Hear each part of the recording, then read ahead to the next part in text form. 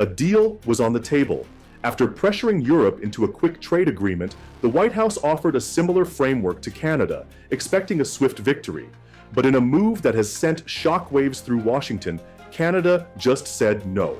The refusal has reportedly sent President Trump into a fury, threatening a new 35% tariff as an August 1st deadline looms. In a high-stakes standoff, how did Canada's quiet Prime Minister decide that a trade war was better than a bad deal? The America First doctrine had a clear playbook: use overwhelming economic pressure to force partners into quick, favorable deals. By the summer of 2025, the strategy appeared to be working. The European Union and the United Kingdom had both signed new trade frameworks with the Trump administration. The deals weren't perfect, but they offered a crucial prize: stability. For a price, businesses could escape the threat of crippling tariffs. This became the new template, the EU-style deal that Washington expected its other allies to follow. But the relationship with Canada was always different.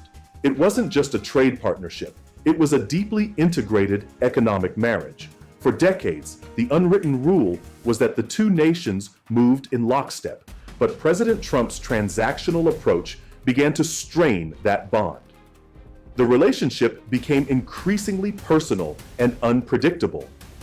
The White House started linking trade talks to unrelated, highly charged political issues, from Canada's foreign policy on Palestine to its minuscule role in the U.S. fentanyl crisis. To Ottawa, this was a violation of diplomatic norms. To Washington, it was all just leverage. This created a deep sense of mistrust in Canada, a growing fear that any deal signed with the administration wouldn't be a stable foundation, but merely a temporary ceasefire. The stage was set for a dramatic confrontation, one that would pit Trump's demand for a quick victory against Canada's fear of walking into a trap. Fresh off his perceived victories with the European Union and the United Kingdom, President Trump turned his full attention to the final holdout: Canada. From the White House's perspective, the path forward was simple. The EU-style deal was on the table, a framework for de-escalation that offered Canada a way out of the punishing tariff regime. Washington expected Ottawa to fall in line quickly, to gratefully accept the off-ramp that had been provided. When Canada hesitated, that expectation turned to frustration, and the frustration quickly boiled over into rage. The administration was infuriated by what it saw as Canada's refusal to prioritize a deal. In a series of public statements, President Trump lashed out, accusing Canada of dragging its feet and making the negotiations very difficult. He began publicly conflating the trade talks with his anger over Canada's recent decision to recognize a Palestinian state, a move that he saw as a personal betrayal. This wasn't just a negotiating tactic. It was a clear signal that the president's personal grievances were now dictating U.S. trade policy. The pressure campaign reached its apex on July 31st. With the clock ticking down, Trump signed an executive order making the threat a reality. Effective August 1st, a new 35% tariff would be levied on all Canadian goods not compliant with the USMCA, with an additional 40% penalty on any goods transshipped to avoid the levy. The message was unequivocal: accept our deal or face economic war. In Ottawa, the response to Trump's fury was a stunning display of strategic patience. As the August 1st deadline loomed, Prime Minister Mark Carney refused to be rushed.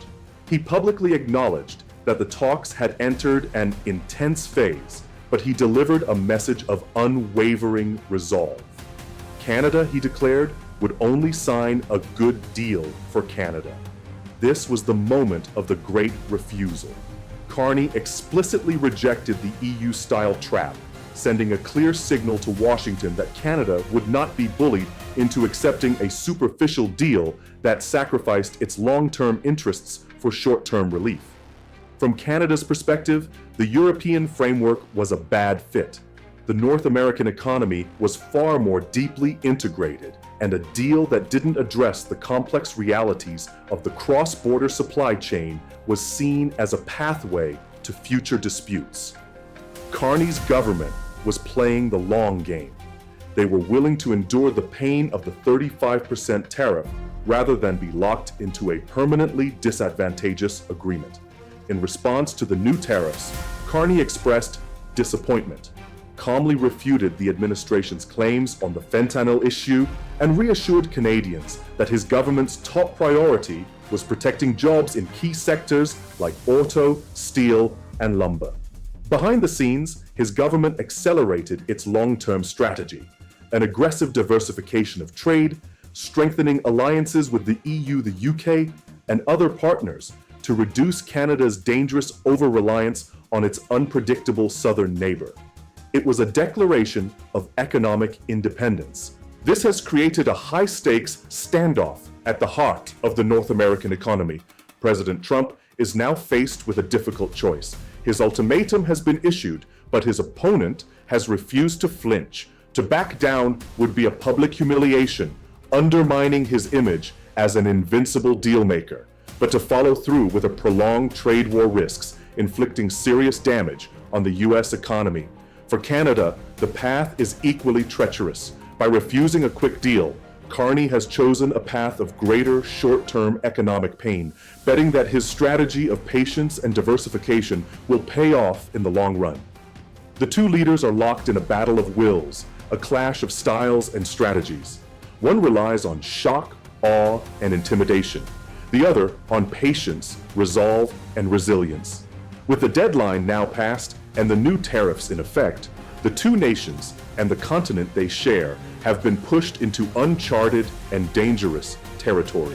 Prime Minister Carney's refusal to walk into the EU-style trap was a stand for national sovereignty, but that stand has a real-world cost. For a food entrepreneur in Manitoba, that cost is now hitting her balance sheet. Her company, which makes high-protein snacks for the US health food market, is a Canadian success story. But because she uses specialized organic spices from India, her product does not meet the strict rules of origin under the USMCA. Overnight, her business has been slammed with a 35% tariff. A single executive order from Washington has effectively erased her profit margin and threatens to make her product uncompetitive in her largest market. She is now faced with a series of terrible choices. Does she absorb the cost and risk going bankrupt? Does she try to pass the cost on to her American customers and risk losing them to a competitor? Or does she embark on the expensive, time-consuming process of reformulating her entire product line to use only North American ingredients? This is the tangible consequence of the trade war. It's the paralyzing uncertainty that freezes investment and kills growth. While the politicians in Ottawa and Washington play a high-stakes game of chicken, it's business owners like her and the hundreds of people she employs who are caught in the middle. Her story is a stark reminder that even a principled stand for a good deal creates economic casualties on the front lines. That Canadian entrepreneur's pain doesn't stop at the border. It flows directly south to an American small business owner who runs a chain of health food stores in Texas. For him, that Canadian snack brand is a bestseller. His customers love it for its quality and unique flavor profile. Now, because of a White House decision made 1,000 miles away, his reliable supply has been thrown into chaos. He gets a call from his Canadian supplier explaining that the new 35% tariff has made it impossible for them to ship their product at the old price. He now faces his own set of terrible choices. He can refuse to pay the higher price and lose a product his customers demand, leaving an empty space on his shelves and sending his customers to a competitor. Or he can eat the cost, destroying his own profit margin. Or he can try to pass the 35% price hike on to his customers, who will almost certainly balk at the sudden increase. This is the boomerang effect of the Trump tariffs. The policy intended to punish a Canadian business is now inflicting direct harm on an American one. It forces the US store owner to disappoint his customers, hurts his bottom line, and could even force him to cut staff hours. It's a perfect illustration that in the deeply integrated North American market, there is no such thing as a targeted strike. Every tariff is a bomb that causes damage on both sides of the border. A clash of wills has pushed North America into a dangerous new era. A US president demanding a quick victory has been stymied by a Canadian prime minister who refuses to be rushed into a bad deal. The result is a high-stakes standoff, with new tariffs in place and the trust required to sustain a partnership shattered. The continent's economic future is now hostage to a conflict with no clear end in sight. In the race to define the future, will North America win together, or will both nations lose by trying to go it alone? Are you American or Canadian? Share your story and your perspective in the comments below.